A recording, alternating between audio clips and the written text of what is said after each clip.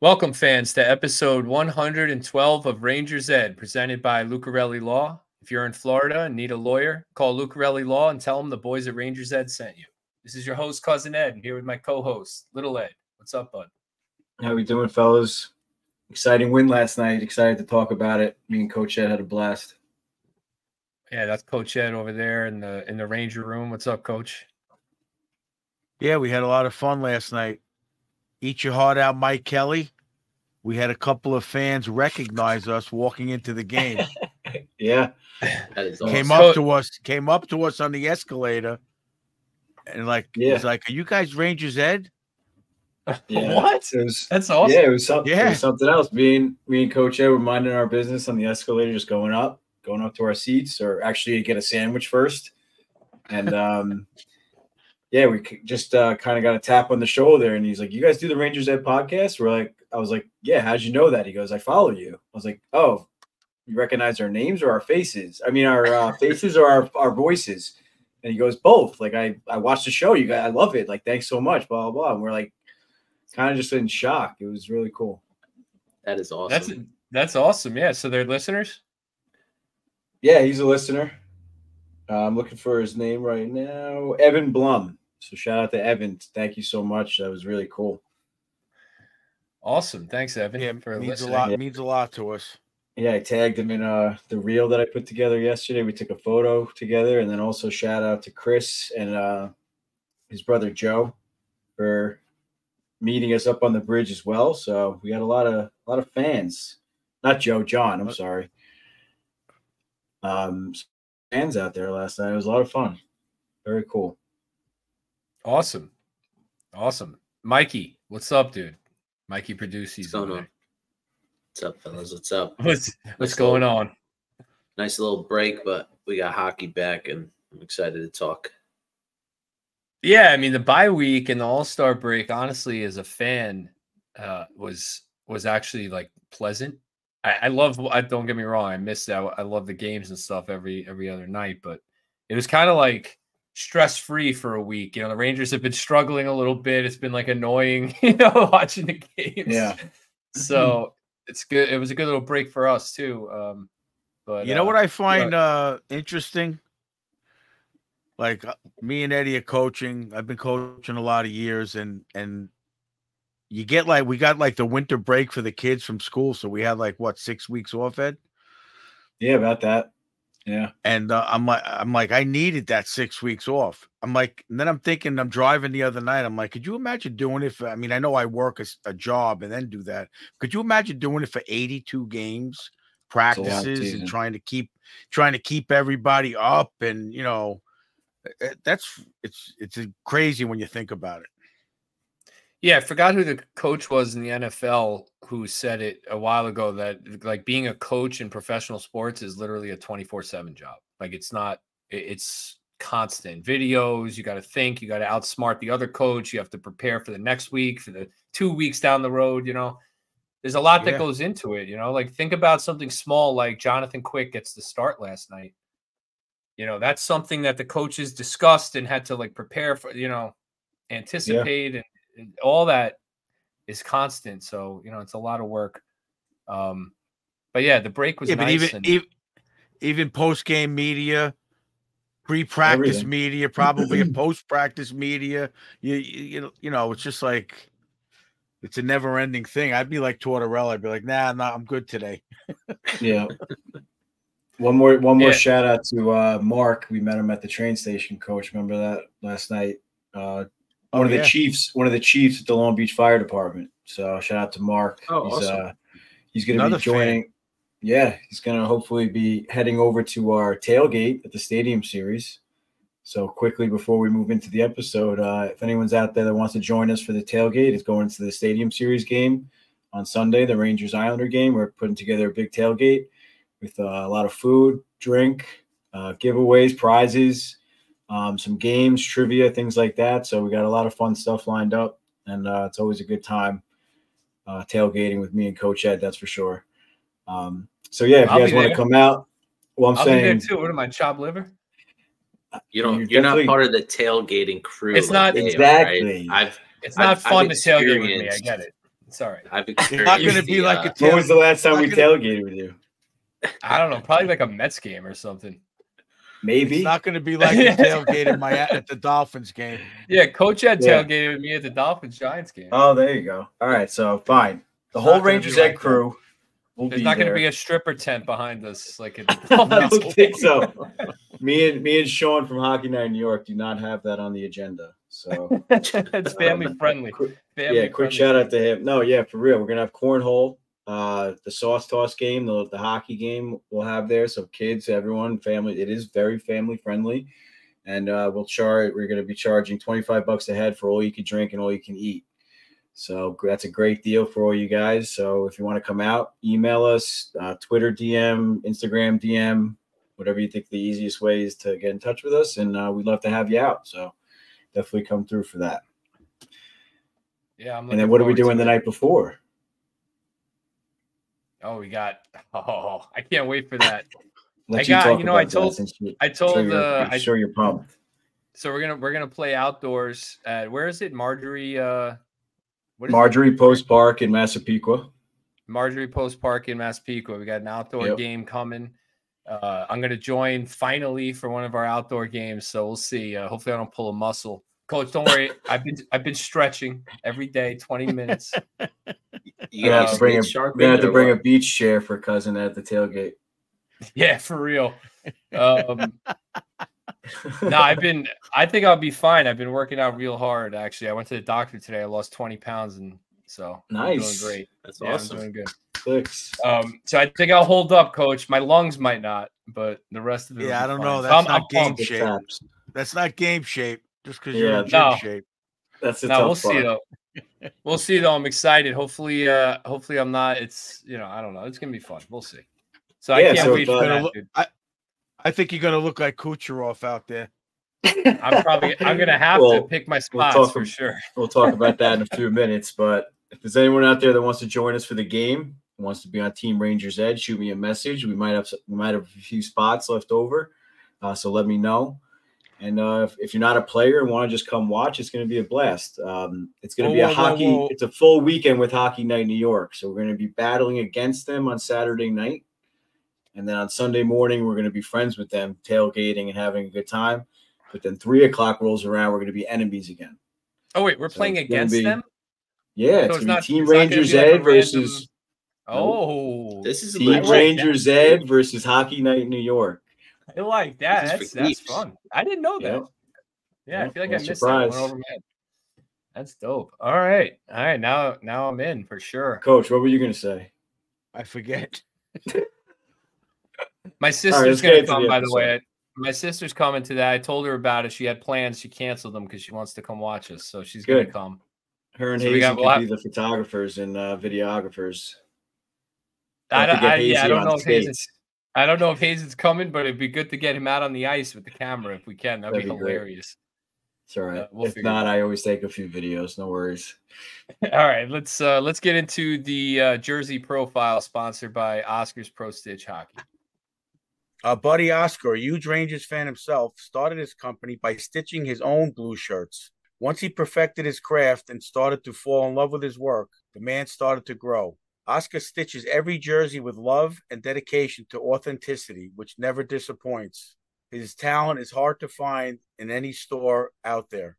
Are you like Cousin Ed? You have a lingering jersey curse that every player he gets a jersey of gets traded or injured and hurts the Rangers team? You want to change things up? You want to take an Eric Lindros jersey and make it a vintage Ken Hodge jersey in the late 70s? Got an old jersey collecting dust in your closet? Want to throw your name on the back and add a nice number of one of your favorite players? You can bring it back to life with a brand new kit at Oscar's Pro Stitch.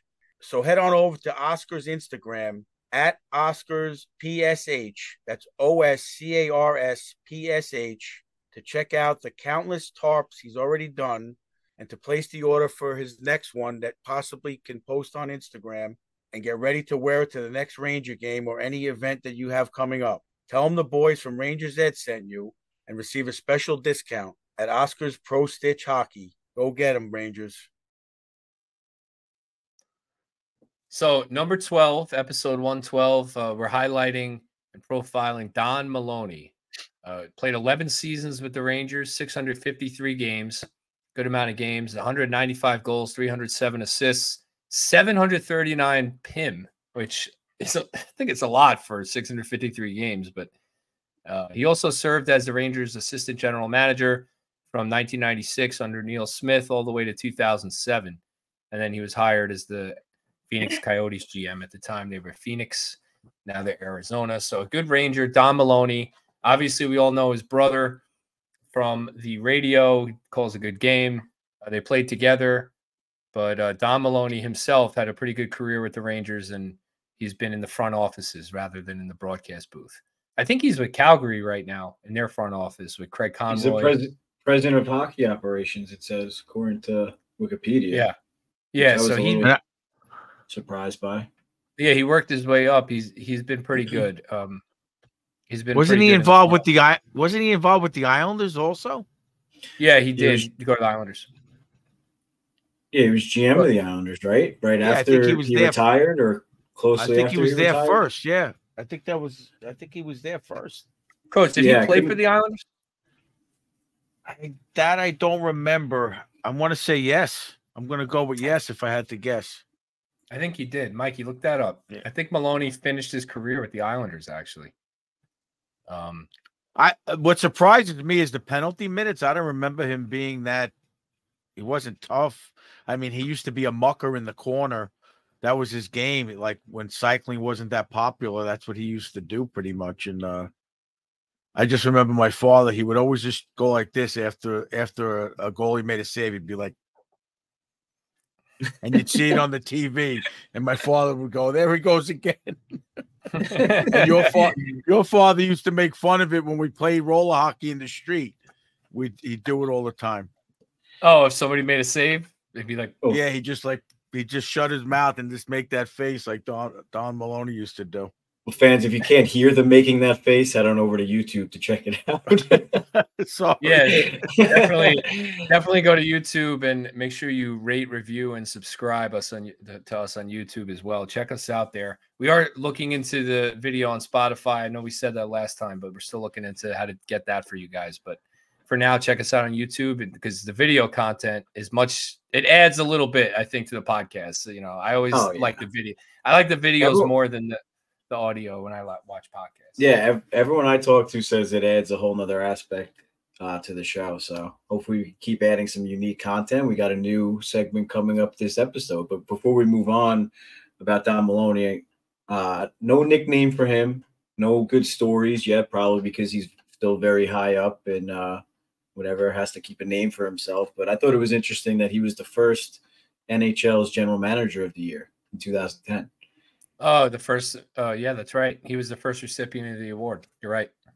Yeah. So I thought that was with a good little tidbit. I didn't realize it was that young. It's only been around for 13. They only have 13 recipients so far, 14 maybe. So yeah, it makes sense. I mean, the general manager position has been glorified, I'd say, since the lockout, since the salary cap was implemented. It's been really glorified as like a premier position. Before that, probably not so much. It was more coaching.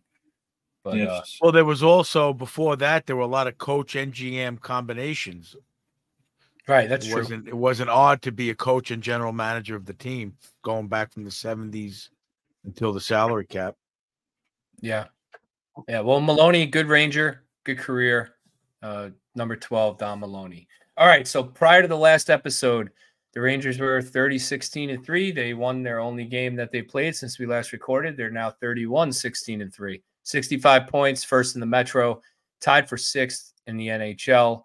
They beat the Avalanche 2-1 in overtime last night. Coach Ed and Little Ed at the game. They'll be reporting on that. But I think we got to start. I don't know if you guys, for those of you that are on Twitter, you probably saw Brennan Othman with a fight against Wyatt Kalynuk, who I think was a Rangers. I think he was on Hartford at one point. The name sounds familiar. Yeah, I was going to say it sounds familiar, but yeah, I think he was on Hartford at one point. So we're going to do our first segment of Mikey's fight review. We're going to let Mikey get in on the action here and give us a little review of Brennan Othman chucking knucks in the AHL.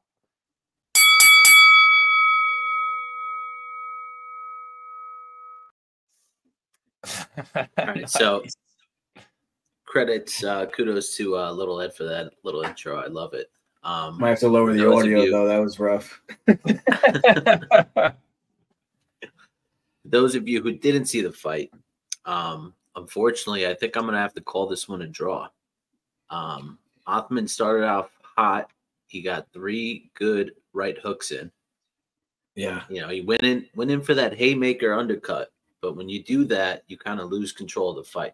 So I've never been in a hockey fight before, but the importance of controlling the fight, grabbing the guy's shirt and keeping your arm locked is kind of where, kind of dictates the fight, in my opinion. So when you go for an upper hook, right, you kind of bend that arm in, then go in, leaves yourself exposed. So, he did get caught a couple times, but for his second fight, I got to give him a B, solid B for this fight. That was only his second fight ever. I guess in the pros. AHL, in the pros. Yeah. I mean, that's one of the things that I look forward to with Othman. You want guys who are skilled players to be tough, and he's got that grit to him where he's gonna fight 2 or 3 times a year. It's gonna happen when he's in the NHL. So it's good to see him in the AHL doing it. Yeah, I thought I thought he was winning the fight, like you said, early, and then it did level out as the fight went on. Definitely a good fight. But those first 3 punches had to have left a mark, or yeah. Oh, for sure. I mean, kudos to that kid Wyatt for taking those punches and then coming back. I mean, it looked like he connected clean with them. Yeah. Like you say, Coach, you have to have a strong chin, and that's something else he's got to learn. He's got to learn to protect his chin, all right? Because when you're straight up and square, you're leaving yourself exposed. You got to tuck your chin in a little bit, Because in a regular boxing match, you can protect with your hands, but like you were saying, like the other hand has to be dedicated to the jersey. Otherwise, you're definitely going to lose the fight. Right. So what's the judgment for? Is he in Mikey's fight club, or does he got to maybe get into another scrap and prove his worth? Yeah, so to get into the fight club, that's exclusive. That really is exclusive. So Othman, keep going. You have a chance, but as of right now, he's not in the fight club. Yeah, I feel like he's got to fight in the NHL before he gets in the fight club, right, Mike? Yeah. I mean, I don't know if you're not going to put like an easy. If it was a one-hit quitter, guys, if it was a one-hit quitter, he's in the club. I want him in the club. But. Yeah, because I don't know. I think in the AHL, there's probably a lot real tough guys trying to get into the NHL by fighting. Yeah, but this is an exclusive club, he said. So if it's exclusive, well, it's up to him. Let the kid make his decision. That's what you do on Saturday. Listen, I'm the puppet master in the background. I like to pull strings and like influence people. All right? That's what I'm doing here. Yeah. Anyway, so do we have anybody existing in the club? I'm assuming the guy in the wall behind you.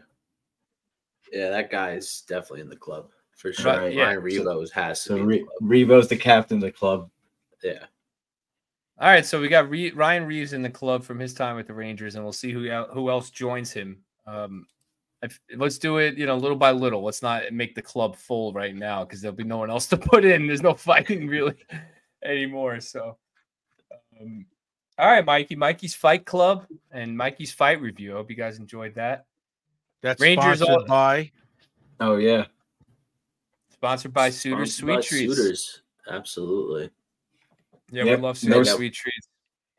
No stars of the week this week. If you can make me a boxing glove.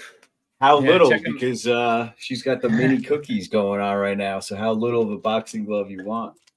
The mini cookies. God, they're so good. SuitorsSweetTreats.net. Check them out. Place your order. Use code EDPOD23 for 10% off your order and a code. No, just EDPOD. Oh, it's changed? Or yeah, just EDPOD. EDPOD. No year anymore. Just EDPOD. All right, use your code EDPOD. The Suitor sisters will be at the tailgate, I believe, right?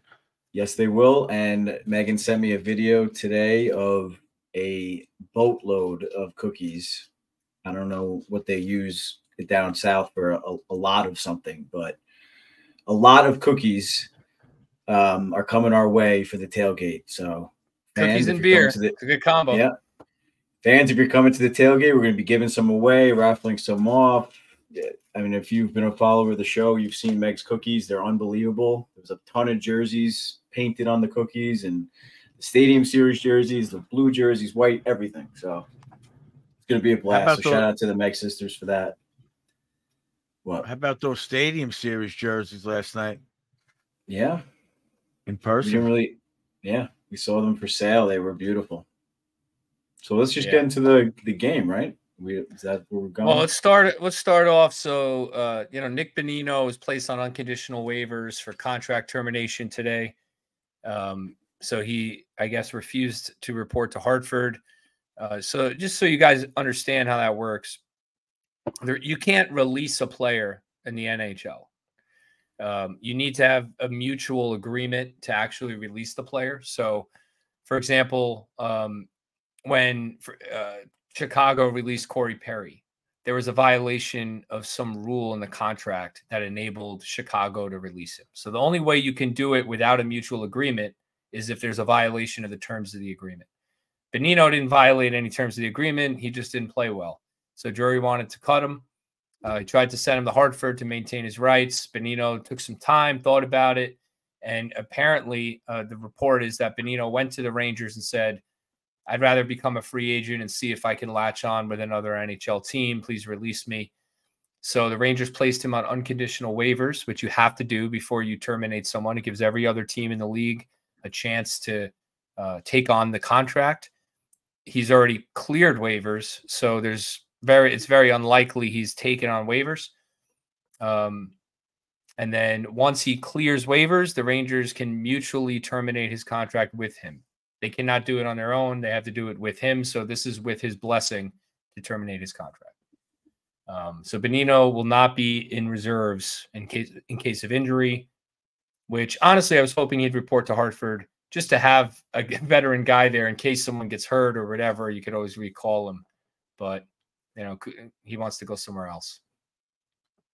Is that a fact? Because it was like a weird timeline where obviously his gameplay was declining or whatever, but then didn't he take a leave of absence for personal reasons, or was that? Do you remember that? No one remembers that? I did see that, but he was like waived right after, so I don't. Right. They never reported it. So that might be why he's not reporting to Hartford. He might just be thinking about retirement, or there might be something going on. That's what I was kind of trying to figure out. Well, when you say is that a fact? It all happened at the same time. When you say is it a fact? I think you're referring to me saying he wants to latch on with another team. I don't know that no, that's not a fact. Yeah, well, I'm asking if that was reported. If he said that, if he was looking to sign somewhere else. Sorry, no. The only report was that he asked the Rangers for a release. He wants to mutually agree, and the Rangers didn't have to grant him that. They could have left him suspended without pay and not released him, but they obviously respect the player and agreed to do it. All right, so let's get into the game. Let's talk about this game. So last night, my mom was visiting from South Carolina. She was down in Fort Lauderdale, so I drove up to see her. So I didn't see the game live, but I was following it. I didn't do the typical Cousin Ed and wait till I get home to see. I just couldn't. I needed to follow it. It's been too long without hockey. So I was following you guys and your emotions. I look in the second period. I see 1-0 Colorado. I got a text unread from Little Ed. Should I bet Georgiev on the shutout? And then I see 1-0 Colorado, and I'm like, oh geez, poor kid just set up the shutout. Can I give you my full disclosure? I did not actually bet it. I would never do that for the. No, he was kidding. He was kidding. But I did think about it because it got close, as we all know. So I'm sitting at dinner. I see 1-0. I see you. I don't know how the Rangers are playing. Obviously, I hadn't watched the game, so I don't know what's going on. I just see 1-0, and I'm just like, oh God, this guy's gonna get a shutout. No, so here was my bet. My what do you call it? Parlay. Georgiev gets the shutout. Oh, that was funny. Jack Johnson scores the 1-0 game-winning goal. Yeah. Cousin Ed drives off the bridge. Cousin Ed drives off the bridge going to Key West. This whole like Georgiev thing. How did he play last night live? Like, what did you think? Because like he played great. I'm watching. I'm looking at this guy, and everyone's like acting like he's so good, but his numbers are identical to Shesterkin's. Like the save percentage, the win totals, it's like almost identical with Igor. And all we do is rip Igor every game for how poorly he's playing, and everyone's talking about how good Georgiev is. This sub 900 save percentage. Well, when you say everyone, you mean Ranger fans or like around? No, I'm talking about nationally. I mean, the whole Georgiev Colorado thing is, to me, it's a little overblown. It's a little, I don't think he's playing as well. I don't watch him day in and day out, but I look at the numbers, and they're identical to Igor's. I think for whatever reason, I think everyone kind of knows that, I don't know, like he kind of had to come out from behind Shesterkin's shadow. So I think it all kind of lined up where like Shesterkin won the Vezina, and then he kind of like went through like his little antics or whatever. Remember with D'Angelo, and then he kind of asked for a trade, and so like the league kind of already knew about like his not competitiveness, but like his will to be a number one. So now I feel like he put a lot of pressure on himself nationally to live up to that. But I mean, we don't watch him every night, so I don't know how consistent his play is. Obviously, it's nothing great if he's got the same numbers as Shesty. But last night, I mean, I kept on saying like the Rangers kept hitting him in the chest, but coach kind of corrected me, and he said, well, that means he's in position. So at the very least, he plays a very good position game.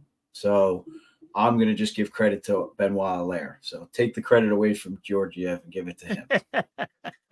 Well, I mean, so Shesterkin right now, 899 save percentage. Technically, it's 89.86%. And Georgiev, 89.79. Goal saved above expected. Shesterkin, 0.46. Georgiev, 1.53. So those numbers, raw totals, are pretty similar. So it's just odd to me, a narrative of Georgiev is, excelling and Shesterkin is struggling. It doesn't make sense to me. They're almost identical performances thus far this year. The only thing Georgiev has over Igor is he's been a workhorse. He's played 42 games, almost 2,500 minutes, which is a lot. It's a lot of games for a goalie this far into the season. Where I think we're at game 50. So 42 games for Georgiev. He's clearly been a workhorse for Colorado.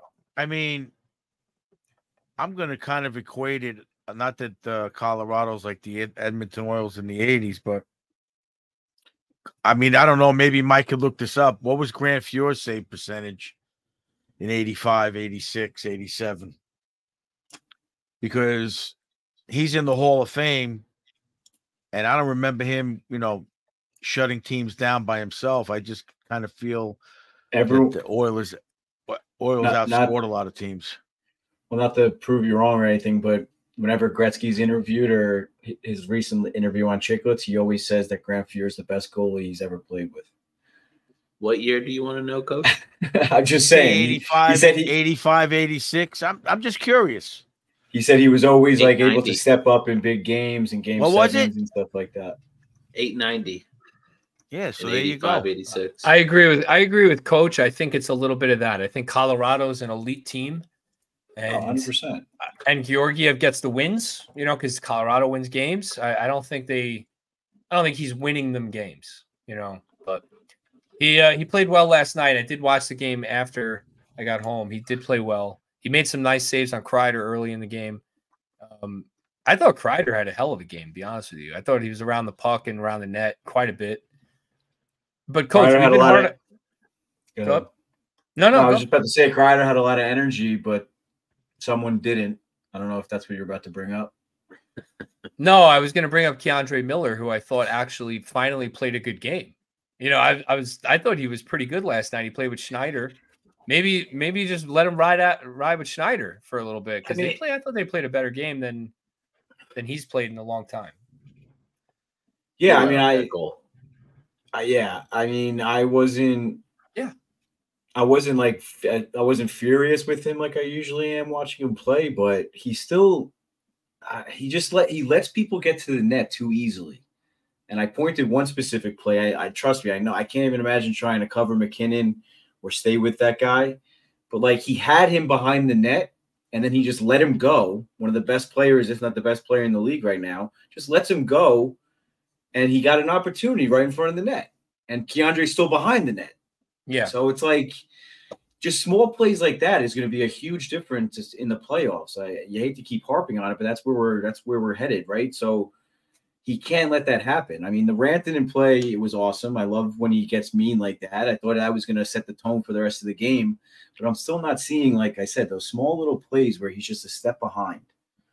I thought his overall game was better. I didn't say it was perfect. No, like I said, I wasn't seems, completely frustrated, but yeah, he made a couple of nice passes on rushes, which has been missing from his game, and coach always brings that up. At least if you're going to struggle defensively, you got to create offense. Then when Kakko had an open net and missed the net, couldn't get control of the puck, but he made that cross-ice pass. He he carried the puck with a little more confidence. He was a little more physical. I think it's a good step game for him. I don't know, Coach. Well, let's see what happens. He's got, like everything else I always say, he's got to do it consistently. He's got to build on it. Yeah, he did play a better game last night. Everybody stepped up, like Coach Laviolette said, in Trouba's absence. But let's see him do it. Let's see him do it for a 4 or 5 game stretch, and see, help push the Rangers back ahead of the game where they were in the beginning of the season. I also think the trade rumors swirling affects players differently, right? So Miller and Kakko, both of them are in, trade rumors, and let's kind of see how this goes. I mean, sometimes we hear that players being in trade rumors, they hear about it, and it really negatively affects their play. Maybe Miller doesn't want to be traded, right? So maybe he's going to step up, and I thought it was a really good game from him. I know Little Ed is going to scrutinize every little thing he does wrong, but I feel like in this day and age, it's an offensive game. The game is geared towards offense. There's a high scoring every night. So there's every year there's record breaking scoring. So defensemen are not like they used to be. Miller's going to make mistakes. It's fine. But I just think that overall that's better. That's better from Keandre. Yeah, that's what I understand mistakes happen. It's just the mistakes that I see him making are very unavoidable with his skill set and what we've seen in the past. But we'll see. It definitely is the step in the right direction. Yeah. So who did you think played with no energy that you were kind of hinting at earlier? Not necessarily no energy, but I mean, you said it before. I just feel like seeing him live and kind of just keying in on him while he's on the ice. Zibanejad is just allergic to the puck. He doesn't want the puck on his stick. He doesn't want to shoot it. He just wants to make those little deflection passes. He must have made like 10 of those quick. Hey, don't get me wrong. They're beautiful passes. Some of them are turnovers. They're beautiful passes. He sees the ice very well, but I just feel like he has the puck on his stick for like maybe 30 seconds total in the whole game. I don't know. Like he just doesn't carry the puck like he used to. He definitely doesn't shoot like he used to. There was one time where he was coming right down the slot. He could have ripped one top corner, and he tried to dish it to Kreider. The defenseman stepped up and broke up the play, and it was over. It's just like he's frustrated. I think he's very frustrated. I think he's got that Panarin thing from the last couple of years where he's thinking pass first, and now Panarin seems to be shooting more, and obviously he's picking some good spots. And like Eddie said, I think there was three chances in the high slot that he gave up. Because we kept looking at each other like, what the hell is he doing? Just, I hate to sound like they're Garden fans, but shoot the puck. No, they yell in bed or no. I was joking. Right. He's giving up. He's giving up grade A scoring chances and trying to make the, perfect highlight pass. If you asked me who has the best shot on the Rangers prior to the season, because right now I'd say Panarin. He's just got an elite shot. I mean, his accuracy is crazy. I would have said Zibanejad. He's got the best shot on the team. So you want him shooting. Or just any shot in general. Yeah. I mean, if you had told me I want one guy shooting the puck, who's it going to be? I would pick Mika Zibanejad. He's got the best shot on the team. He struggled early in the year hitting the net on the power play. That's dried up. I barely see him even attempt shots on the power play anymore. I'd say he has the hardest shot, but Panarin definitely has the most accurate. Oh, Panarin this year has shown that he has the best shot in the range. That's why I added before this season. Like right now, I'd say Panarin is the best. Just a different kind of shot, so it's tough. But when Mika gets going, I know what you're saying. When he gets going with the puck on his stick and his hair's flapping and he's got that speed and size, he's dangerous. But he's no longer dangerous because all he does is go to the outside and make a cross-ice pass. He does not drive to the net. He doesn't create shots for himself.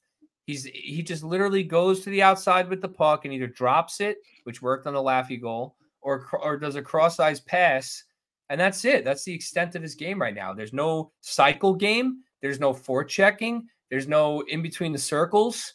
There's nothing. Absolutely nothing other than rush offense from Mika. That's all he's got. And there wasn't even much of that last night, is my point. Like, other than the overtime goal where he carried the puck and dropped it to Laffy, he didn't really carry the puck much other than that at all, right, Coach? Well, I mean, again, we were at the game. If you watch the Laviolette's press conference, he's raving about how well he played against the McKinnon line because he was trying to key them on him. Well, that's what I was going to say too. I didn't want. It's hard to say. Yeah. I mean, McKinnon got the goal, but he wasn't skating freely all game.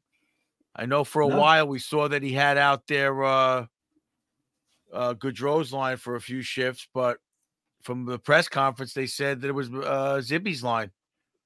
Well, they started the game with Gaudreau's line matched up with McKinnon, and then after McKinnon scored, it was Zibby.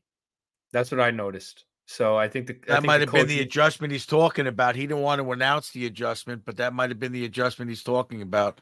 I mean, we'll talk about that a little later, but yeah.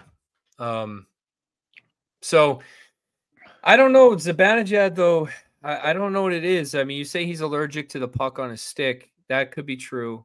I'll pay attention to that. But I think it's more right now, I think it's more he's allergic to any kind of contact play. That's really what it is. I know he's got a concussion history, so maybe he's picking his spots, and I don't mind that. I don't need him to be a grinder, but he's got to be able to forecheck. You know, you got to be able to go in, throw like a hit on the defenseman when they get the puck and cycle the puck a little bit. I mean, that's playoff hockey. That's what's going to happen in the playoffs. He's not going to get these rush chances in the playoffs like he gets now. So all that tells me is if he doesn't incorporate that for the last 30 games into his game, is his offense is going to completely dry up in the playoffs. Completely. So we'll see. We'll see if he can do it. I mean, we're just looking at Zibby to be a defensive shutdown guy in the playoffs, and then hopefully everyone else steps up offensively. You know, I mean, what I was going to say before to piggyback off a coach is, I mean, McKinnon's going up against him too, but at the same time, McKinnon's getting chances, other players are getting chances, so Zibby has to find his chances also. Agreed. He can't just be the shutdown. He's got to go both ways. You can't pay $8.5 million to Zibby to be no offense, all defense guy. You can't do that. No. So he's got to be. I'm not saying that. And also with the loss of Hedl,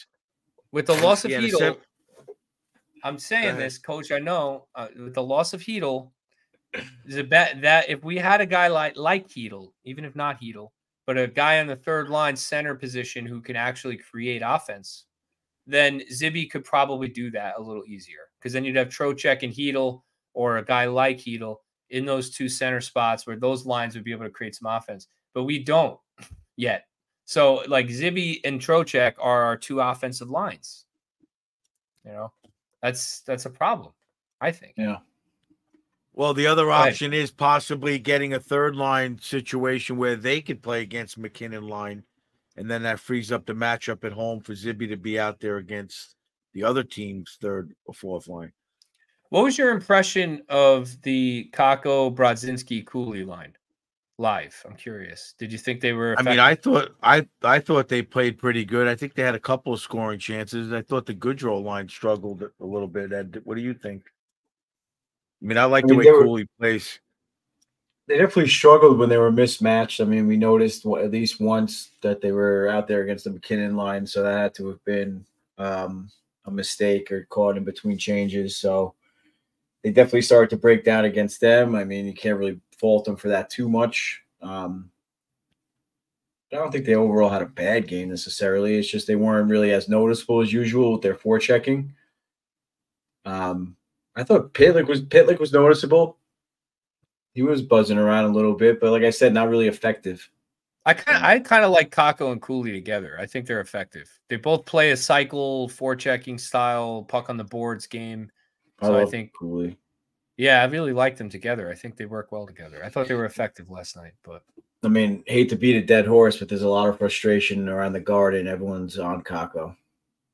No, I mean Kakko's all over. Kakko's all over the trade rumors. You know, I've been reading the Rangers should trade Kakko for guys like Boone Jenner, all the way to Bushnevich, to Frank Vetrano, Adam Henrique.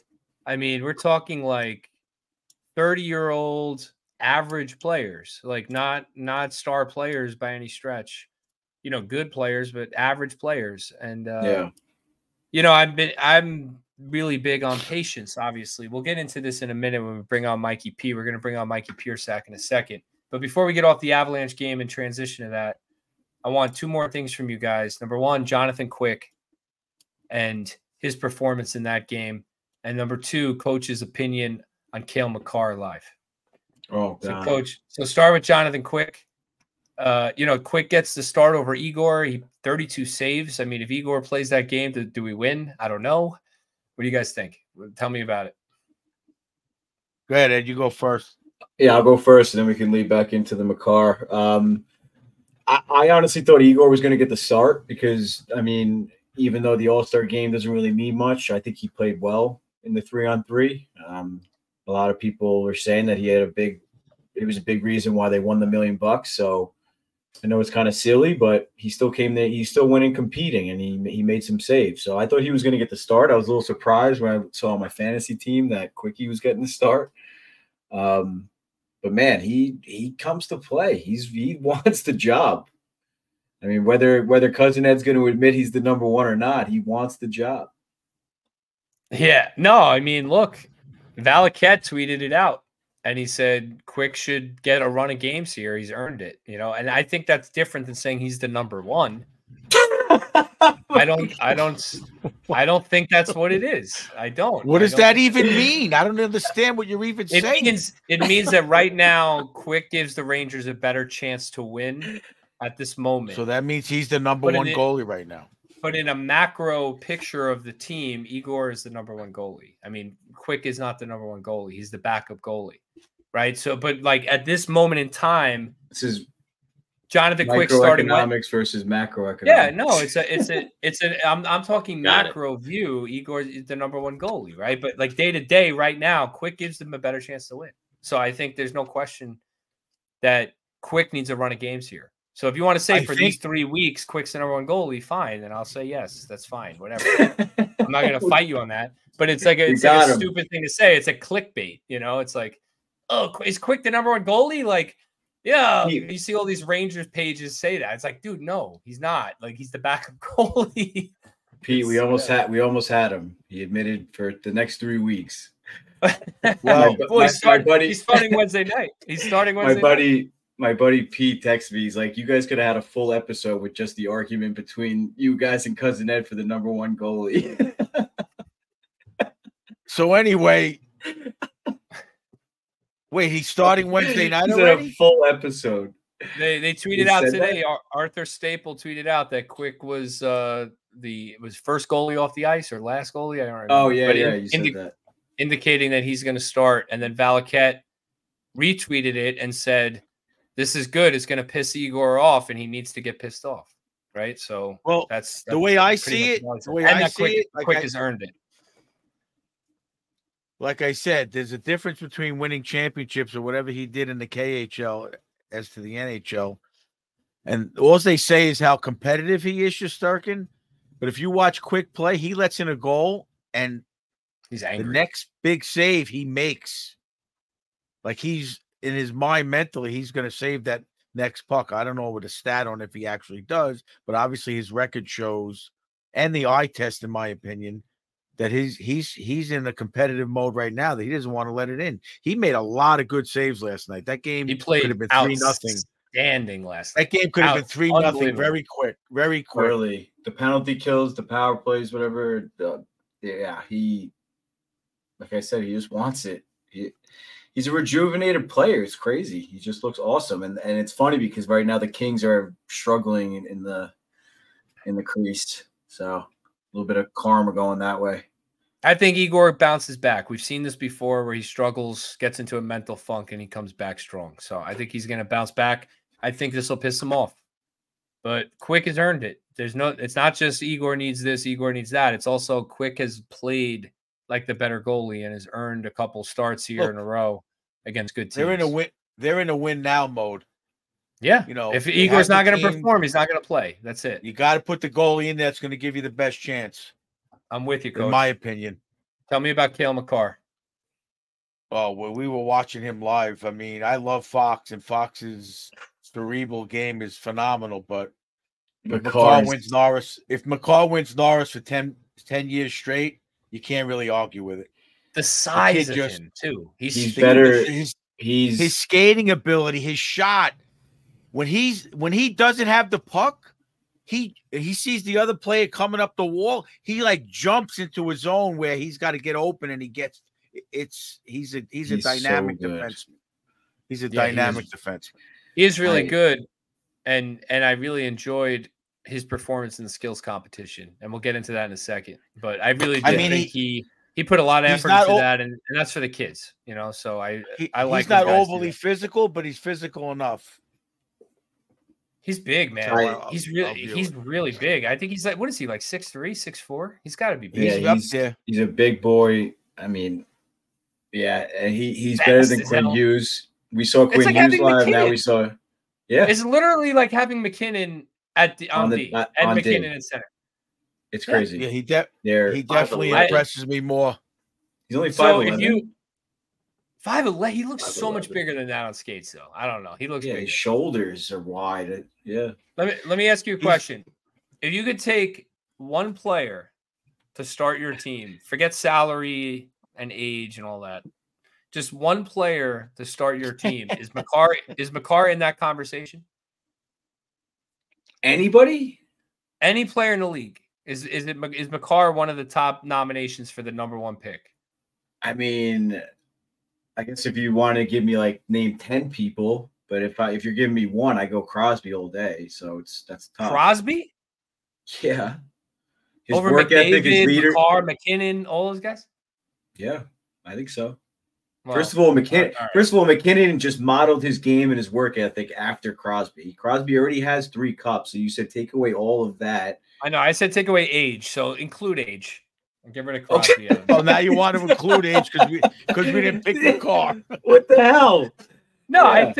I think so age is different. Age, I'm probably going with McKinnon. I think he's got the work ethic, the leadership, the whole package. But it's between McDavid, McKinnon, and Makar, in my opinion. Yeah, I mean, he's right there, and literally, as a defenseman, he's so far and above, in my opinion, better than all the defensemen that I watch. Makar is just he's that much better than all of them. I don't know. Maybe I'm just, Fox is definitely having an off. Fox is having an off year, and he's a much different defenseman. But I'm taking. No, Fox is elite. Fox. I love Fox. He's elite. He's an elite player. He's not Makar. I hate to say it, but he's not on that level. He's not. He doesn't have the skill set. He doesn't have the skill set that Makar has. Right. Exactly. He just doesn't have it. Makar's got a blast. Makar's got a blast of a shot. Obviously, he won, right? Didn't he shoot 102 or whatever? Blast of a shot, I think. Passing, speed, he's skating, physicality. He's got it all. He's a great player. Anyway, I think, Coach, I think that's the best. I'm glad you went to that game because your Norris watch, the Coach Ed Norris watch. I mean, that you're not going to see anything better than Cale Makar right now, defense-wise. No.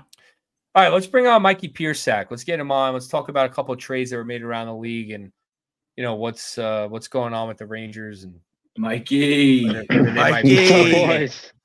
150.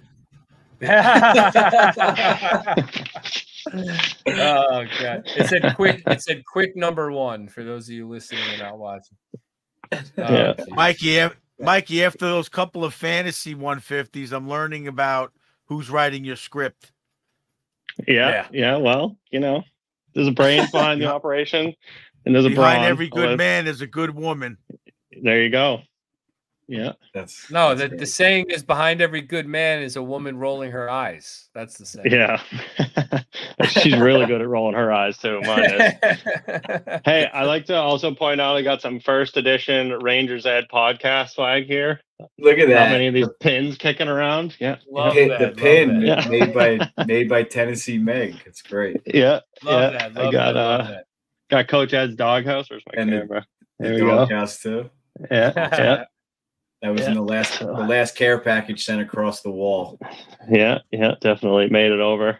Mike chucked it over the border. Mike, I want to talk about a couple different topics with you. First, let's start with the All-Star game. So, for the fans listening, they know how I feel about the All-Star game. At this point, it's a gimmick. But I was listening to 32 Thoughts, and they were talking about it. And Jeff Marek said, at this point in my life, I've realized not everything is for me. Sometimes things are for other people. And I don't, the All-Star game may not be for me anymore, but who's it for? The young fans, right? So then I started realizing, all right, I can accept that. Like the All-Star game is important for the young fans going and the kids. They enjoy seeing all those guys. So okay, I'm warming up to the All-Star game. So I just want your overall perception of the All-Star game before we get into Nikita Kucherov. Just the whole changing of the the dynamics of it and the 4 teams with the captains and the draft and what did you think of it? Well, I mean, with any All-Star game, it's also for novice fans too. It's not just for the young ones. It's for people that aren't like us, that aren't sweating over, what Keandre Miller did on his third shift, in the corner for 4.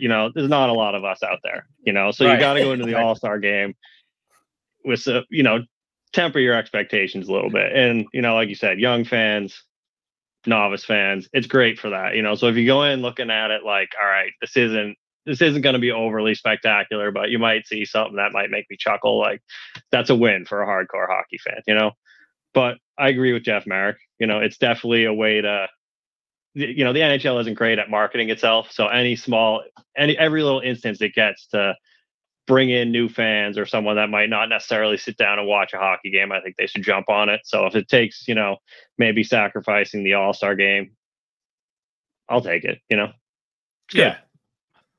So let's talk about the skills competition.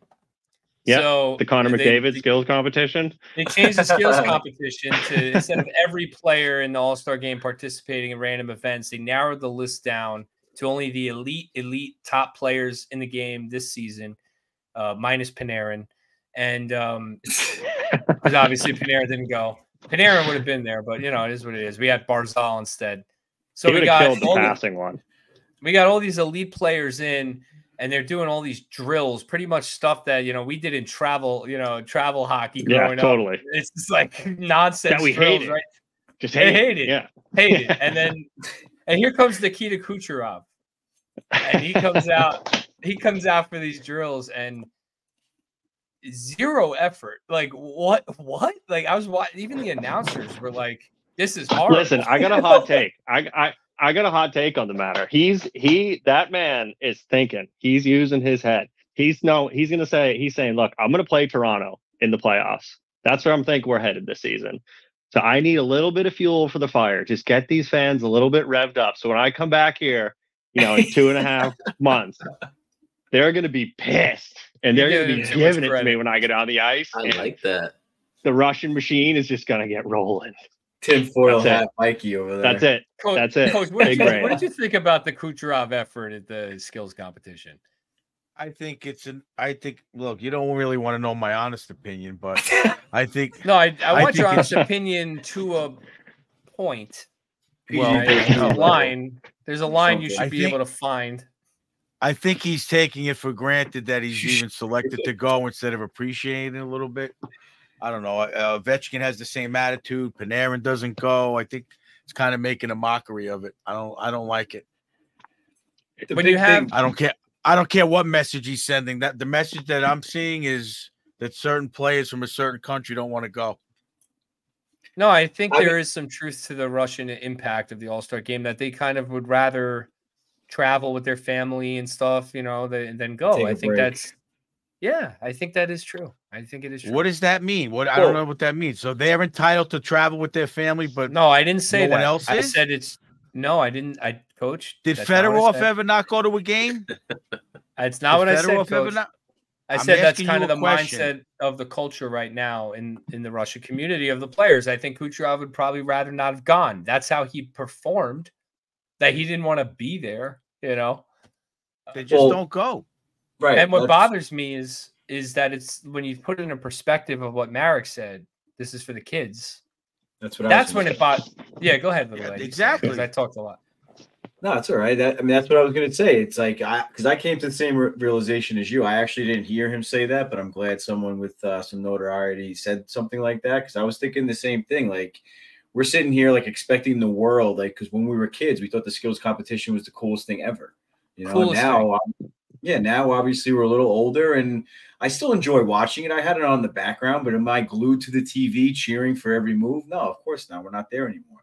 But for him to just go up there and just go through the motions, like I said, like, it's for the kids. If I'm a father, if I'm sure there's a ton of crazy dads out there, Tampa fans saying, I'm not buying my son his jersey anymore.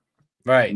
Yeah. So it's for the kids. It's to grow the game. And he's sitting there laughing on the bench when everyone's booing him. All the kids are booing him. I mean, if he's proud of that, then fine. If he doesn't want kids to be his fan, then that's great. But I think it's crazy. Meanwhile, that's nonsense. No, you're right. The guy leads the league. He leads the league in points. He's the favorite for the Hart Trophy. And one last thing, he was sitting by himself at the All-Star game. Meanwhile, all the other players are sitting together having a ball and laughing and talking and whatever, and he's sitting there by himself. So 100%. But meanwhile, for him, Connor McDavid, the best player in the game, unbelievable. A+ effort in the skills competition. That's a guy who gets it. He gets it. He didn't have to do that. He didn't have to. He could have won 75% and still won. He might have gone 75%. That's true. Did you see the fastest lap? It didn't look like he tried one bit. Well, insane. I don't. What do you go 4 for 4 in the accuracy? The obstacle course thing, that was unreal. I mean, the guy is insane. Yeah. But A+ he makes effort, it look easy. A+ effort. McCarb had a good showing. So some guys, had a good showing, but. Anyway, like, you're there, like, you're already there. They force you to go. You might as well just put in a little bit of effort. And he, like I said, he's that good. He doesn't even have to put in that much effort to look good. So just do it, or just do what Panarin does, and every year have an excuse not to go and just don't go. I wonder if Panarin can have a kid. Panarin goes to the All-Star game last year because it's in Miami. You think that's a coincidence that it's in Toronto and all of a sudden he's like, oh, I don't want to go. And the year before that, it's somewhere else and he didn't want to go. And the year before that, it's in Miami, I'll go. If it's in LA, I bet he goes. If it's in Vegas, he would go, I don't know. I think there's a little bit of that going on with Panarin. But at least he didn't go. He didn't go to the skills competition and not try. Right. I mean, at least he just said, count me out, like 100%. Cooch should have done the same. But anyway, couple big trades, Mikey. Couple big trades happened while over this bye week for the Rangers. Elias Lindholm goes to the Canucks for a 2024 first-round pick, a conditional 2024 fourth-round pick, becomes a third if Vancouver reaches the conference finals. Andrei Kuzmenko, Yoni Yermo, and Hunter Brustevich, who has been nicknamed the Adam Fox of the OHL. I know this is a guy. This is a guy Boston was hot on, Elias Lindholm. But I mean, what do you think of the price for this guy who has no contract for next season? Well, I mean, the Canucks are all in. It's pretty clear. They got. I mean, after this season, they have 8 free agents. So I mean, they're in. But you kind of got to love what Tocchet did. I mean, so let me rewind a bit. So I heard some player, I think it was McKinnon, that commented on the trade deadline, saying the trade deadline is way too late. And I hate when players say that. I hate when people say that. Like, it's a friggin' deadline. You have the whole season to make trades. Like there has to be a cutoff at some point, right?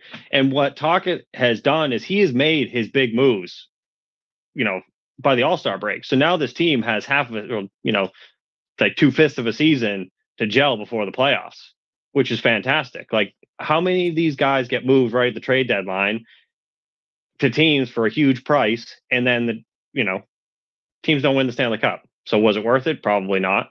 Like Tampa being over and over, right? So you gotta love over and over. Yeah, it's disgusting. I hate it. I mean, never mind the quality of player that they got. I mean, the price, high, but I mean, for what Lindholm brings to a team, depending on again how they do in the playoffs, may or may not be worth it. But he's a fantastic player. Like he is so good. He is a top 6 center without a doubt. He plays a two-way game. Like he should be on Selke ballots most years. Like he's a fantastic player. Canucks now have 4 solid lines. Like the Canucks third line, Dakota Joshua, Teddy Bluger, and Connor Garland. Fantastic third line. Like one of the deepest teams in the NHL. That third line has been playing like a second line through this whole season. So now adding Lindholm to this roster, the Canucks just became the deepest team in the NHL, I think. So yeah, that's true.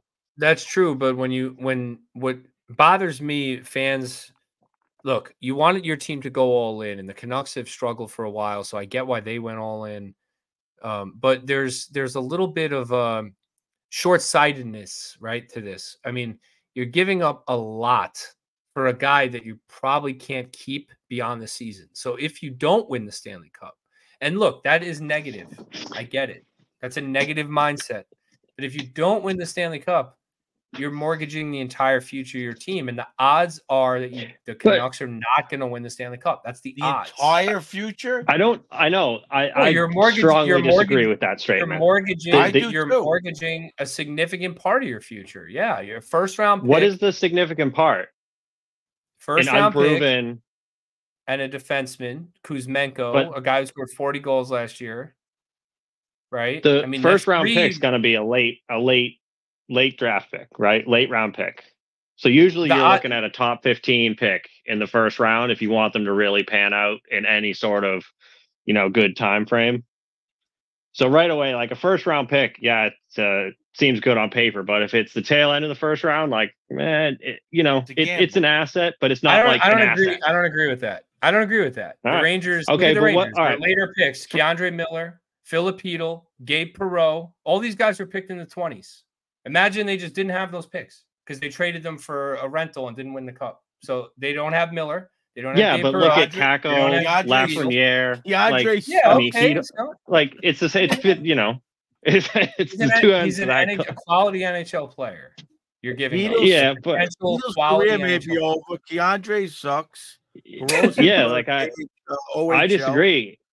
And who's the other? What else did they give up? By the way, both players in this trade have scored goals tonight for their new teams. I think what else did they give up? I think Kuzmenko is a good asset, and I think Vancouver has run him out of town because I think Rick Tocchet has run him out of town. He doesn't like his style or whatever it is. But he's gonna. I think he's gonna recover with Calgary. I still think that's a good move for Calgary. I think Calgary wins that trade by far. Wins the trade. I disagree. I think that's a bad take. I don't think he got run out of town. I don't think there's room for that player in the lineup. Because Michael's a very one-dimensional player. He's a shooter, right? Where in the Canucks lineup does he fit? They have Elias Pettersson, right? That's a shooter on your power play. JT Miller, heaviest shot in the league. That's your other shooter on your power play. Bozer. I mean, Brock Besser, yeah, he's really good. Besser. I mean, Besser, it's not so much that he got run out of town. It's just that there was no real spot for him in the lineup. You're saying he was redundant on the roster. Yeah, 100%. And once you push a player like that down to the third line, honestly, you're not looking to put a pure shooter on your third line. You need somebody that can bang in the corners, that can smack in goals in front of the net, but that can also back check, and that's not Kuzmenko's game. Well, I will say I think it is an understandable move for the Canucks. I don't think it would have been understandable for the Rangers. That's my opinion. The Rangers do not have those kind of assets to throw around. And No. look, you need in the salary cap era, you need to continually draft in the first round, second round picks to bring in young guys on ELCs like the Rangers have, guys like Brett Berard, Sikora, etc. You need a continuous pipeline because those ELCs only last 3 years. And then after that, they make money. They're making millions, right? So Berard this year, he's not in the NHL. It counts against his ELC. Sikora, right, etc. So they need to continuously fill the pipeline with guys that are low. Otherwise, you're not going to have depth, and you're going to end up paying guys like Barclay Goodrow $3.6 million to play in the fourth line and be minus 12, right? So, I mean, that's the reality. That's the reality. Yeah, but eventually, for Vancouver, though. Eventually, you could have all those guys in the pipeline, but you got to make a move to win the cup. And if we do every year, well, if that's what Tocchet feels, every year they do every year. All right. Well, if that's what Tocchet feels they need in the lineup to make that plunge, then that's his choice. And a coach is generally going to go for players the style he likes, and maybe Kuzmenko how many wasn't times that style. have the Rangers won the cup since 1940? We're not talking about the Rangers. We're talking about a deal that Rick Tocchet has made. No. Hold on. About. Tocchet didn't make it. Rutherford made it. But how many times have the Rangers won the cup since 1940? Tocchet before. One time. And how many times? All right. And how many times at the deadline have they traded prospects and draft picks for rental players? Olli Jokinen. Go through the list. Last year, Kane, Tarasenko. The year before that, Vetrano, Kopp. All these guys, boom, boom. Every year, boom, boom, boom. First round pick, second round pick, prospect, first round pick, second round pick. 0 cups. 0 cups. Whatever happened to just going into the playoffs with your team? Like, hey, you guys got us here. Let's keep this train rolling. Let's save our first round pick. I think at some point, sometimes you go for a rental. Like Vancouver, I get it. But look at Tampa. Tampa was trading first round picks, but they were getting guys with term, low salaries, young players, guys that are longer term assets, right? That's what I want the Rangers to do. So anyway, I'm done. Sean Monahan to Winnipeg. First round pick. I can go on forever on that, so I have to cut myself off. Sean Monahan to Winnipeg. First round pick in 2024. Conditional third if Winnipeg wins the cup. You think that's too high, or you think that's a good move for Winnipeg? I'm assuming you think it's a good move. Honestly, they're in the exact same boat as Vancouver. I mean, it's the same market pressure. Like, it's the same fan base. It's the whole, we haven't won. We got the team now. But the Jets are they're a bit different of a team than the Canucks, just by virtue of their recent history. I mean, the Jets, they've always been hanging around, but their problem's always been consistency. Like, there's been a point, I would say, almost every one of the last 5 seasons where at some point the general consensus has been the Jets are the best team in the NHL.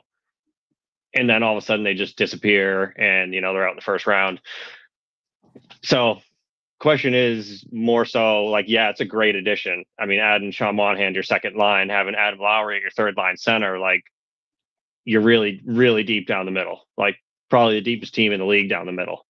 But they just need to keep it together through the playoffs. Connor Hellebuck is probably the best goalie in the NHL, I would say. Him and Scheifele just signed. I think he is the one. But anyway, him and Scheifele signed those big deals this year. Like, they just committed to Winnipeg. I mean, the management is on board with that. They're really trying to put the team behind him. So, I mean, you can't really argue with it. From all perspectives, it seems like a great deal for them, and honestly, a first round pick for what they got, it's probably going to be a late round pick. So it doesn't seem like that bad of a deal. Yeah, I think Montreal is unbelievable asset management. Taking on Monahan's contract for a first round pick. They get a first round pick just to take him, and then they trade him for a first round pick. So they end up with 2 first round picks just for having Monahan for 18 months. So good kudos to Montreal. And again, like, you're right. Winnipeg, Vancouver, these are Canadian markets that are desperate to win. They have rabid fan bases.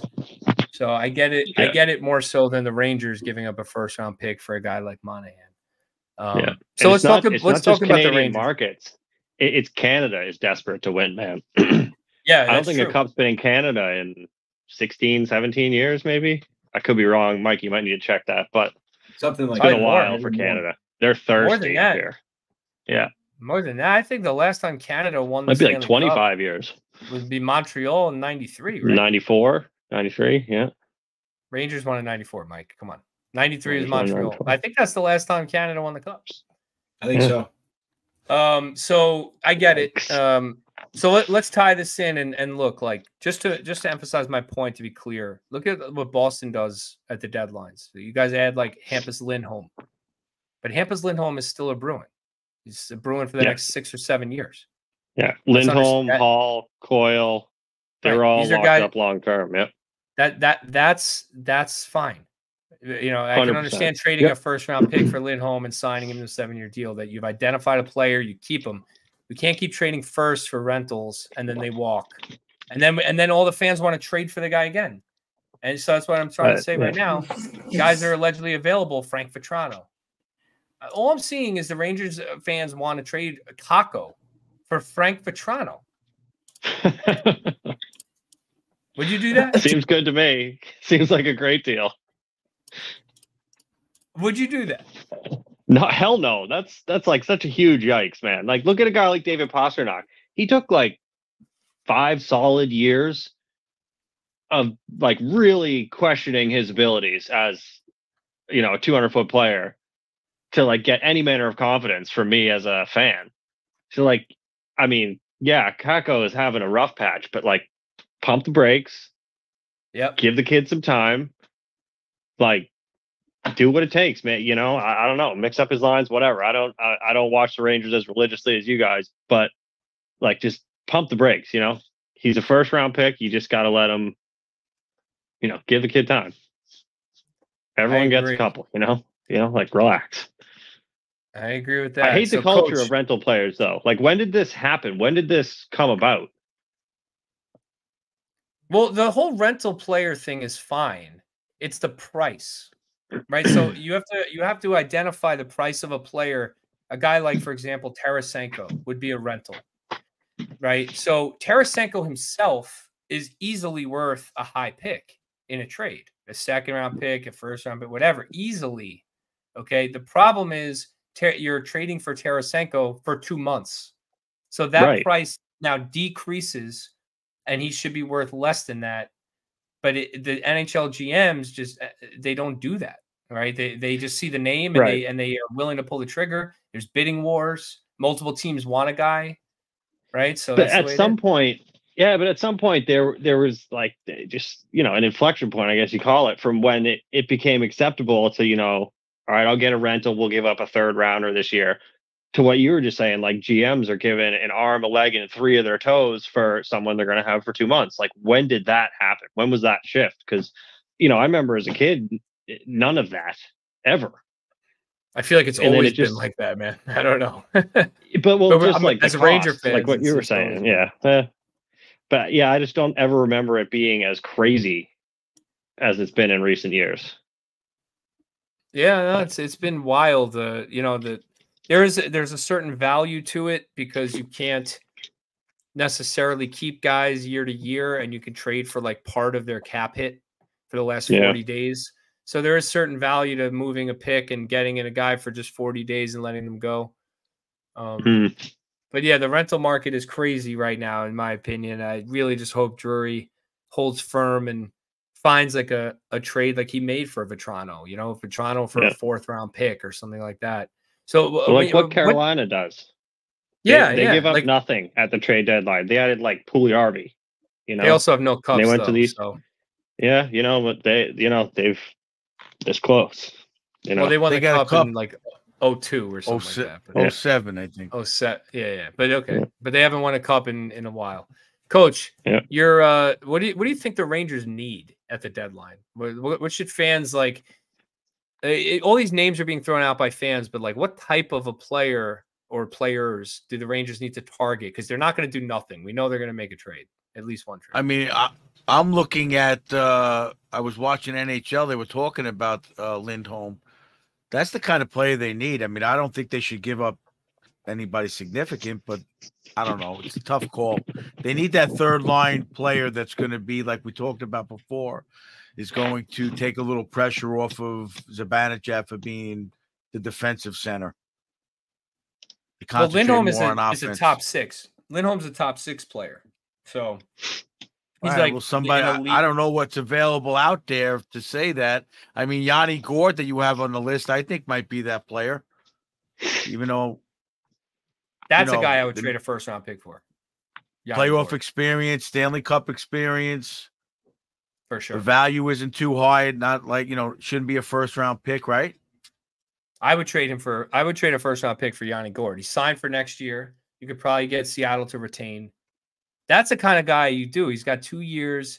Have them retain a little bit of his deal, and you get 2 years out of him this year and next year. Fine. Give him a first-round pick, right? Fine.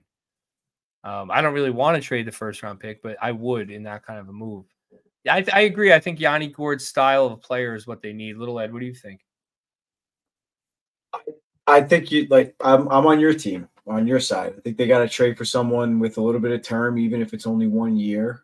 I'm kind of over the rentals also because we fall in love with these players. We thought that they were going to sign Cop that year. We were trying to figure out ways for them to fit everybody in.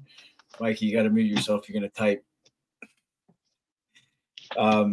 We were trying to figure out ways to fit everybody in and stuff. So, I mean, not to say like on the fans, like big deal, we're falling in love with these players, but like they're worthy of being on the team for a while, and they seem to fit in. And obviously, Vetrano and Kopp are the two recency bias ones that come to mind. But you know what I'm trying to say is like you kind of want them to be around for a little bit longer. Like Tarasenko, Coach Ed wanted to trade the entire team to make room for Tarasenko's contract. So like these players, these rentals, like they fit, they work, and they need more than, like Mikey was saying, Mikey 150. They need more than 3 months and a couple of playoff rounds to even like make an impact sometimes. Yeah, that's true. It's fine to go get a rental if you give up like a 3rd or a 4th round pick.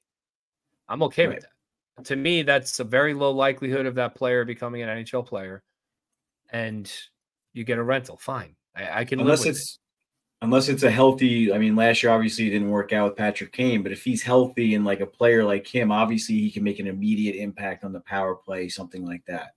An immediate veteran type player, like when Claude Giroux got traded 2 years ago, 3 years ago, like something like that, where like you know what you're getting out of him.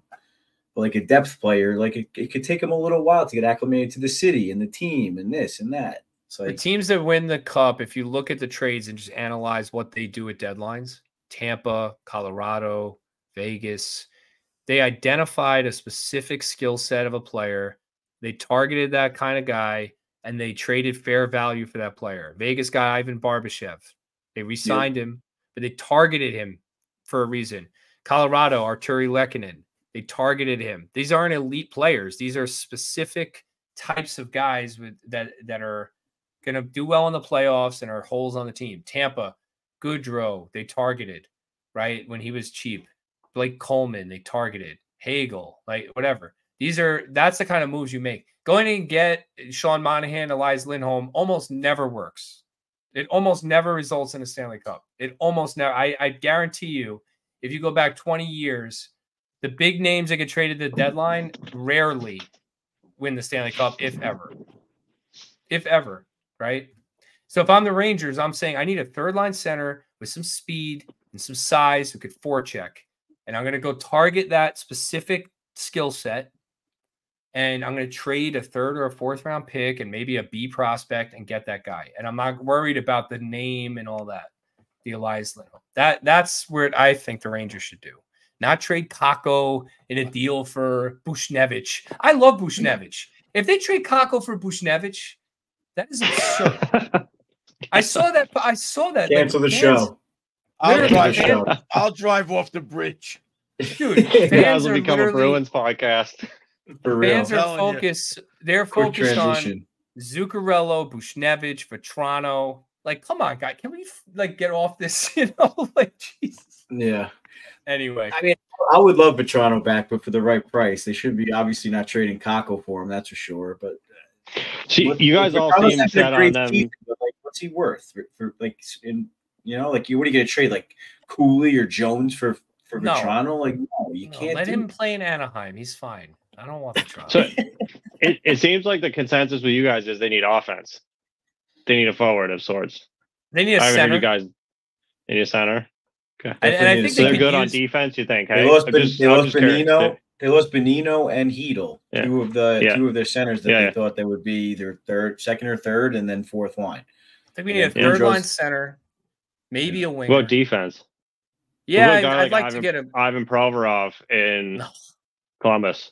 I don't know. I mean, if we were just talking about put him in your Keandre, bottom obviously. 3, bottom 4, get him on retain Who $1 comes million out? or 2. You get him. Who comes out?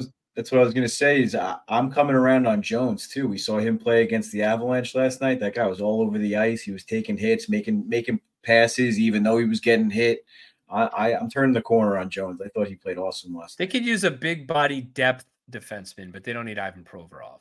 They can use a big defenseman who could fill in if there's an injury or something like that for the playoff run. What about Rasmus Ristolainen in Philly? Oh God, no. No, he's terrible. No. Well, you just said big and depth. I mean, he fills all that.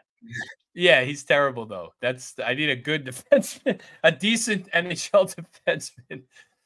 All right, real quick, before we go to Coach's Corner, Mikey, the NHL international tournaments. I wanted you to sound off on that. The 4-team face-off next year, and then the Olympics. What are your thoughts on the NHL committing to the players going to that? I mean, goes back to what we were talking about with the All-Star game. I mean, any chance they get to get the league out there, I mean, go for it. You can't just keep your players and hide them away for only your fans in North America. The NFL's been doing it for years now with their games in England, and they're doing one in Australia, I think. It's about time the NHL really does stuff like that, Well, yeah, just look how popular the World Cup is. Yeah, I know a lot of soccer totally. fans down here in Miami. I know a lot of soccer fans, and they love international games. They like it more than their teams. Totally. Think about Team USA, getting to watch Team USA. I mean, that's going to be awesome. So I'm excited. Yeah, but that's the problem with the rest of the world. They don't know that hockey is the greatest game on earth. They all still think soccer is that game. So we need to bring hockey to them and spread the gospel. Yeah, well, they don't have access to it. That's why. That's international. My question games, is, why is it only 4 teams? That's my frustration. I mean, I understand the Russia situation, but how come no? What is it? Finland, Sweden, Canada, and U.S. Well, I mean, you got to think about it from a business perspective. Uncle Gary's got to try it and see if it works. Yeah, but you're not gonna have Pasternak. You're not gonna have Draisaitl. There's gonna be so many elite players. Yeah, I tweeted that out. Never mind the Russians. Yeah, I mean, I agree with that, but by that logic, I mean, you have to have every team playing just about. Just have a team other. Yeah. Team Europe. They've done it before. Yeah. I mean, you might as well just send every NHL team over there. Russia should have a team. Forget the political stuff, but the players, they should put them with an NHL logo or something. The players themselves aren't responsible for the country. Yeah, it's definitely a bummer about Russia, but yeah, I mean, get the players out there. Yeah, let's see where it goes. Yeah, they're the best players in the world. I don't want college players in the Olympics. Get out of here. You want to stick around for Coach's Corner, or you want to head out? Yeah, it's up to you. Yeah, I'll let you stick around. Yeah. All right, let's get into Coach's Corner. Let's have Coach Ed educate us. Get into the Coach's Corner. All right, boys, bring it in.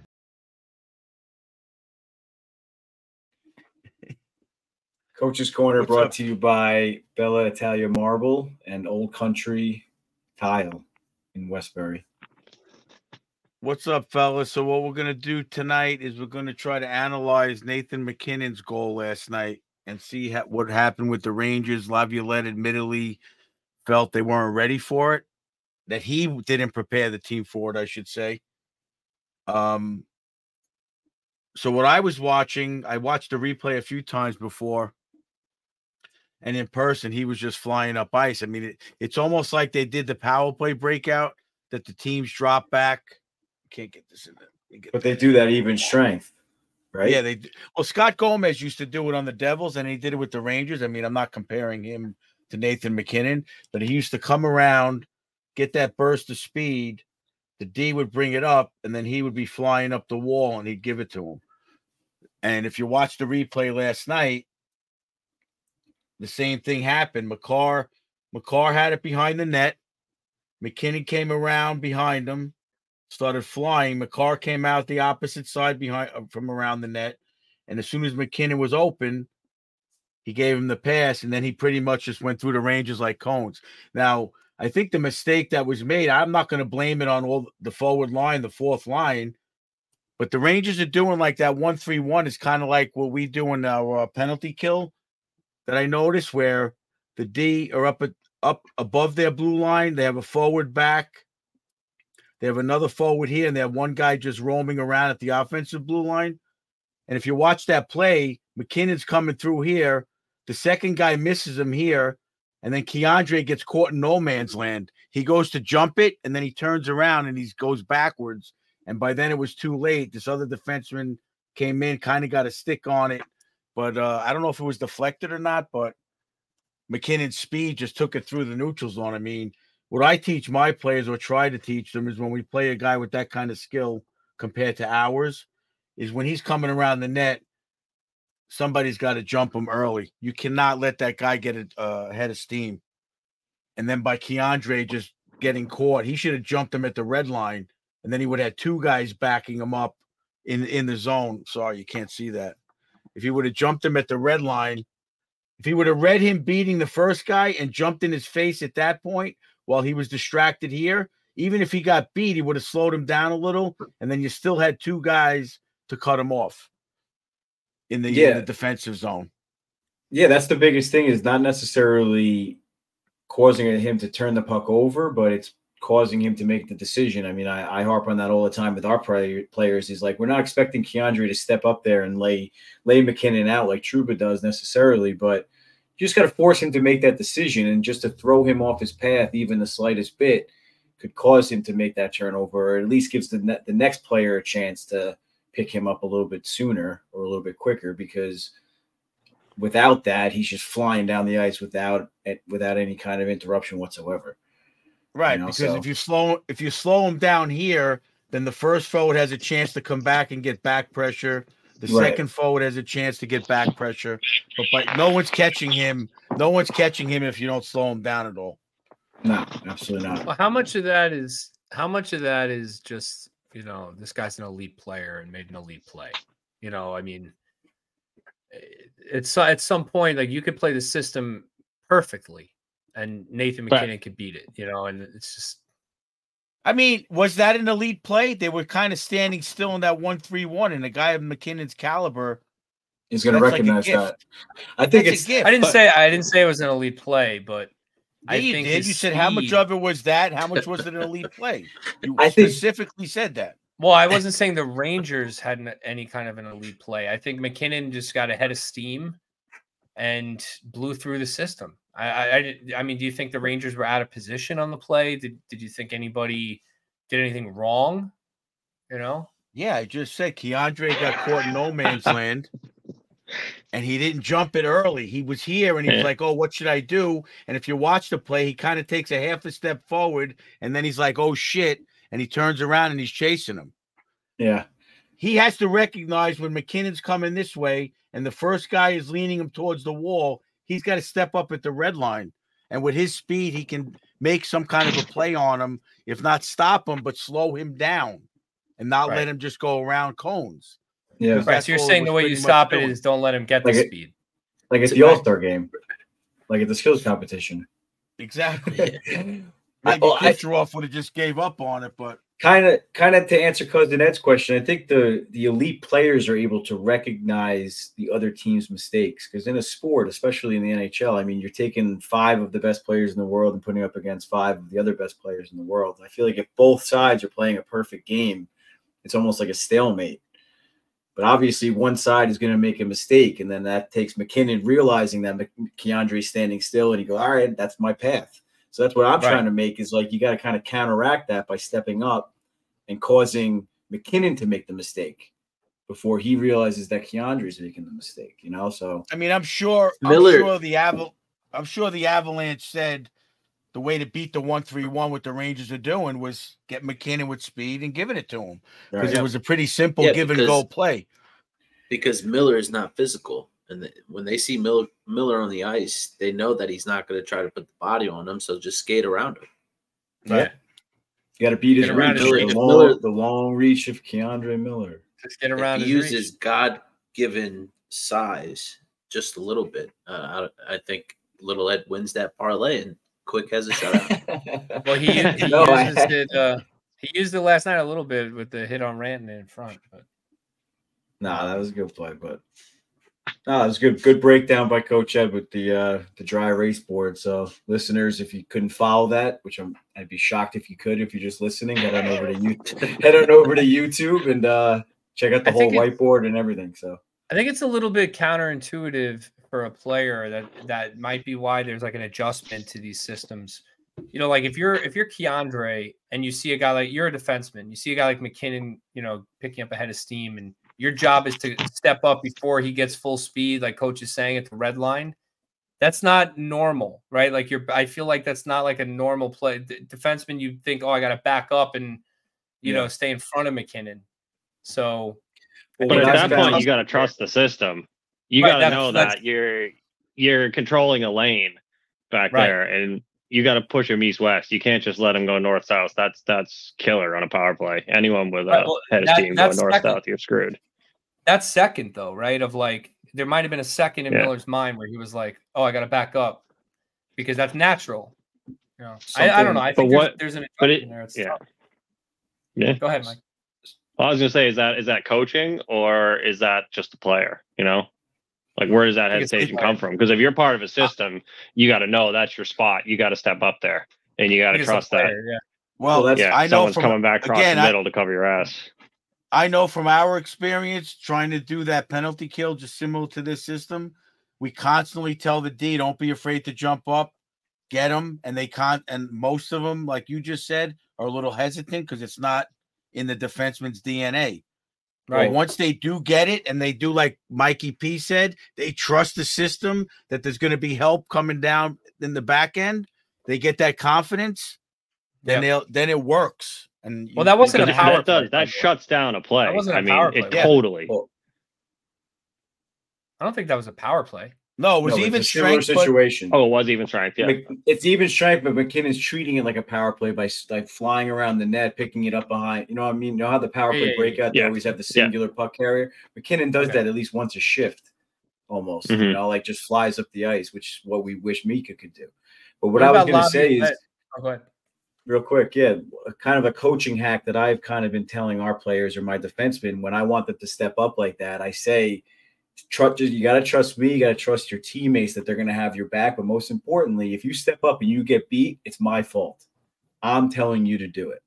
So I don't want you to come back to the bench shaking your head that you got beat. I'm telling you to step up, and I'm telling you it's okay to get beat. Like I said, we just want to throw him off that path. So then the free safety or the other guy can pick him up after that. So that's what I that's what I try and tell them.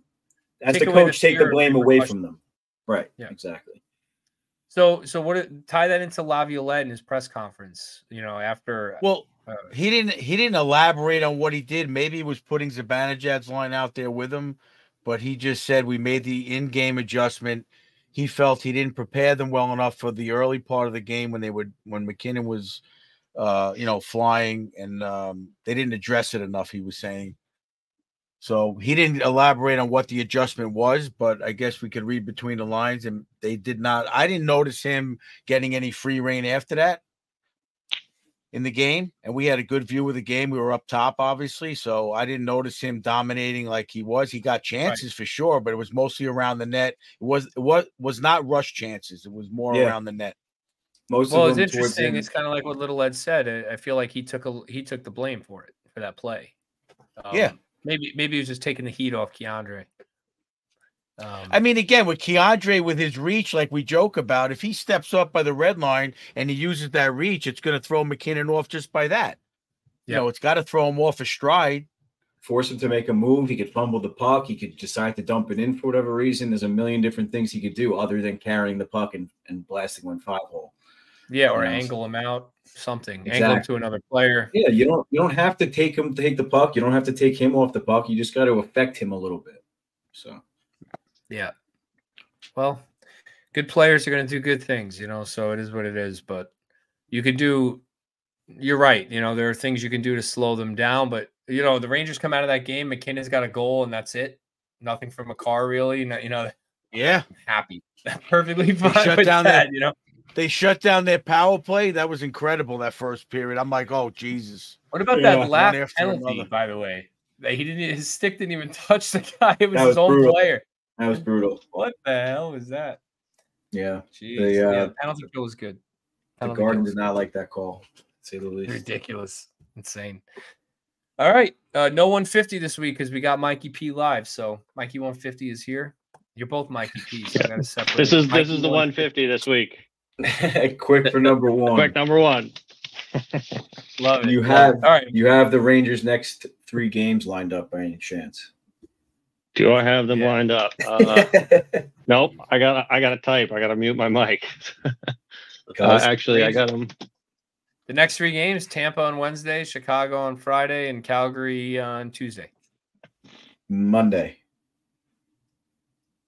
Yep, Monday. And those game previews sponsored by Sorrento's. Make sure you head on over to Sorrento's to get your game day meal while you're watching the game. I'll be at that Chicago game. I'm looking forward to Nice. that. I've never been to that arena. It'll be fun. You're gonna love it. All right, let's jump into the trivia. Mikey, join us for the trivia. Some Ranger trivia. I'd love for you to get yeah. 0. I got Google all queued up. You know what, Mikey? I'm gonna give you a chance. This is gonna be a 2-point question. Sick. Give you It's a a chance 56-point question. Bring it on. Scoreboard. The answer is Brian Leach. I'm looking for a name.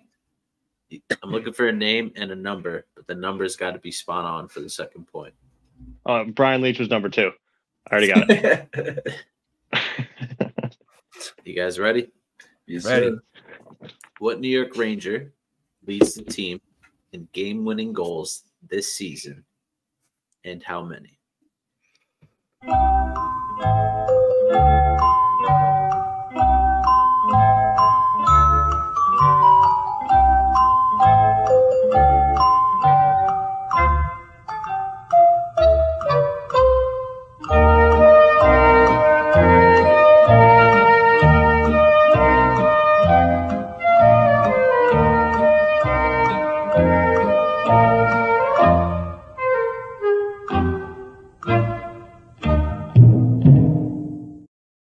All right, Mike, I'm going to say this again. You can't ask these questions about the current stats for the season because I make the stat sheet. It's not fair for everybody else. Let's see if you got it. There's game-winning goals on the stat sheet. Yeah. Laffy number 13, 3 goals. What do you got, Coach? That's what I got. I got Laffy 4. I got Laffy 6. Laffy is second on the team with 4. And who's first? Unfortunately, Cousin Ed is right with Kreider and 5. Mikey, you're killing me, Mikey. Unreal. Yeah, I gotta. That was You great. gotta I'm go coming off- on next week. We're doing You this gotta again. go off. You gotta go off the current season stats because by the time I do the stat sheet, you guys don't have enough time to like study it. It's not fair. I make it, so I'm just being honest. I'm an honest player, you know. So again, He's an honest cheater. It's all good. It's bogus. I didn't write the question. All right, how many quick trivia? How many game-winning goals does Laffy have in his career? 10. No, higher. 14. Nailed it. 14? Yeah, Wow. or it was in a hockey news article I was reading before. It was a his lot. third career. It was his third career OT goal, which is the most on the Rangers since 2021, and he has 14 game-winning goals in his career. He had that one 8 years, against the- 10.5 million. Lock him up. No. Yeah. He had that one against the Flames last year, almost like a year to the day, right? The overtime winner. Yeah, and his first career goal was OT against Buffalo. That's right. Wow, 14 game winners seems like a lot. How many goals does he have in his career? I don't know, not a ton. I'm looking it up. 60 goals in his career, and 14 of them are game-winning goals. That's pretty good. He's a gamer. That's a quarter. It's 25% of his goals are game-winning goals. Dude, that's Derek Jeter levels of clutch right there. Yeah, he's got that edge. You got to do it in the playoffs. But he's -9, coach, this season. -9. I was thinking about that. I was thinking about that plus minus with the empty net that Mike Kelly was saying. That's ridiculous that you're a minus for that. That's why he hates the stat, and everyone else hates it because it's a flawed stat. I never realized that or thought about it until he said it. That's why it's better to look at plus minus 5-on-5. That narrows it to 5-on-5 play only, not 6-on-5 or other situations. All right, boys, good episode. Next week, I'll be back from Chicago Sunday night, so I'll make sure I let you guys know what my experience was like at the United Center. And then we got, Rangers got a couple of games here. Coach, just so you know, for next week's Stars of the Week, you include the Colorado game because we didn't do Stars of the Week this week. So wait till Cousin Ed goes to that hockey store near the United Center. My wife lets me. Cuz, you're going to like this one. The Rangers made an offer for Elias Lindholm, but James Dolan wanted to keep the first-round pick so he could make the selection at the Sphere in Vegas. Nice. that makes sense. Well, there's a good reason. Yeah, he's in it for the right reasons, Yeah. Jeez Louise. I don't know who said that or where that came from, but I just read it. First thing I saw on Instagram when I opened the app. Yeah, so we got a lot going on. We got a lot of Rangers hockey coming up. There's about 30 games left in the year, 32 games. Next week, I'll report on the United Center experience. Then we got the outdoor skate with Rangers Ed and the stadium series. We'll report back on that. Then we got the trade deadline around the corner from there. Rangers are for sure going to add something. And then before you know it, it'll be playoff time. So there's a lot going on, and I'm really looking forward to the stretch run here. The wild card in the East there's a little bit of separation, Mikey. A little bit of separation. The East is soft. The teams at the top are good. New Jersey, 7 points out. Are they going to make a run? I thought, New Jersey. Didn't we relegate them to the AHL yet? Jeez, Louise, they're terrible, man. They have no goalie. My God. We got to check in with our boy Neil and make sure he's okay. Yeah, what happened to the savior of New Jersey, Akira Schmidt? Like, yeah, good Lord. Really, I'm with you, Mike. No kidding. Yeah, like what? Vitek Vanacek? Did you seriously ride that horse? Come on, get out of here. They're trash team. Trash team. Right now, they're beating Colorado 3-1. Everyone gets one, Coach. No, I hear you. They're beating Colorado 3-1. Devils are 7 points out. Islanders back to back on an East Coast swing. Penguins are 7 points out. It'd be interesting if the Penguins fall out and they decide, they might want to trade Sidney Crosby. Would you trade a first round? Not a chance. Gensel. Can you imagine? There's no chance. I would totally. So let me ask you a question. You think the Penguins? Future for him. You think the Penguins stay down there? They trade Gensel? I mean, I think it depends what he wants in a new contract. $10.5 million. Yeah, trade him. Yeah, he's not worth 100%. I agree. I completely agree. If he wants like $7 million, I might resign him. Yeah, he's gonna ask for 10.5. Yeah, it's crazy. It's I'm Timo just looking Meier at this situation.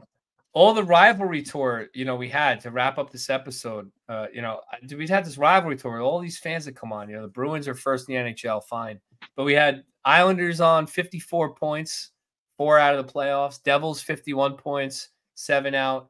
Penguins 51 points, 7 out. Capitals 51 points, 7 out. Flyers lost their starting goalie. They're dropping day by day.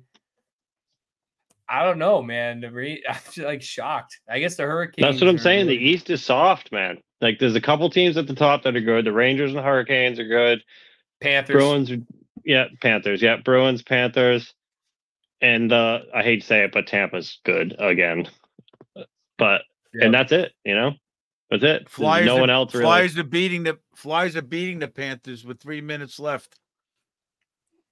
Thanks for the update, Coach. With the coach, 2020 sports with Coach Ed. My The Flyers boy we need to do that. The one Rangers episode. Ed 150 with Coach Ed.